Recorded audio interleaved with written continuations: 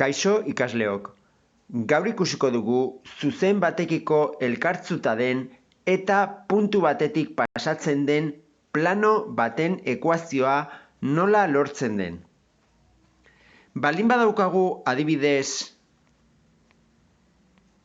era jarraituan adierazten den R zuzen hau, isaken bi zati bi berdin i bat zati minus bi berdin zetaken bat zati bat, eta jakin nahi badegu zuzen horrekiko elkartzuta den eta P bat bi minus bat puntutik pasatzen den pi planoaren ekuazioa lortu, egin behar deguna da lehenengo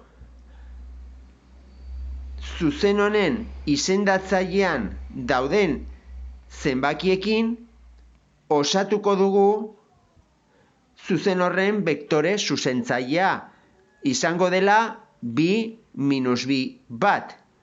Eta, kasualitatez, izango da pi planoaren bektore nagusia. Zergatik R zuzena pi plano horrekiko elkartzuta delako. Beraz, pi planoaren bektore nagusia, bi minus bi bat, izango da R zuzenaren bektore zuzentzaile berdina, bi minus bi bat.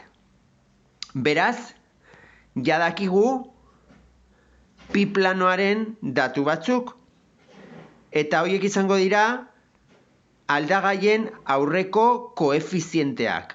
Hau da, hemen jartzen badu bi, planoaren A maiuskula parametroa izango da bi. Hau da, bi isa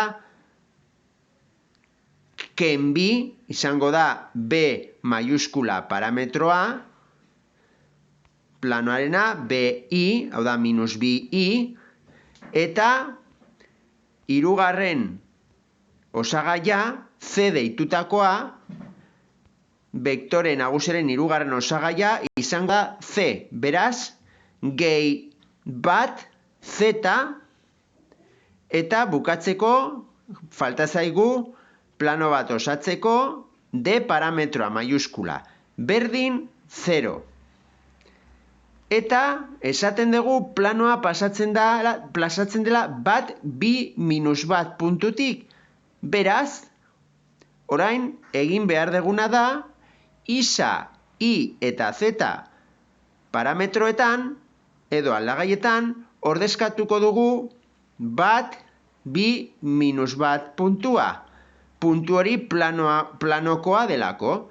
Beraz, isa azpizeroari deitu diogu bat, isa azpizeron jarriko dugu bat, I azpizeron jarriko dugu bi, eta Z azpizeron jarriko dugu minus bat. Beraz, bi bider bat, ken bi bider bi, gehi bat bider minus bat, gehi D, berdin 0. Eta hemendik aterako dugu D parametroa plano horretan. Beraz, bi bider bat bi, minus bi bider bi minus lau, minus bat bider bat, minus bat, gehi D berdin 0.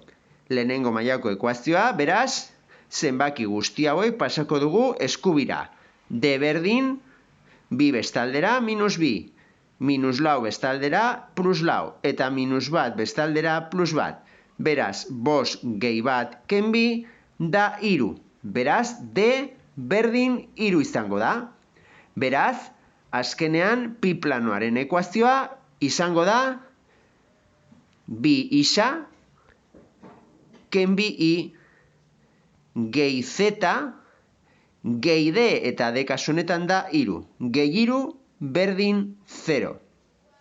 Eta hau izango da R zuzenarekiko elkartzuta den eta P bat bi minus bat puntutik pasatzen den pi planoaren ekuazioa. Bale?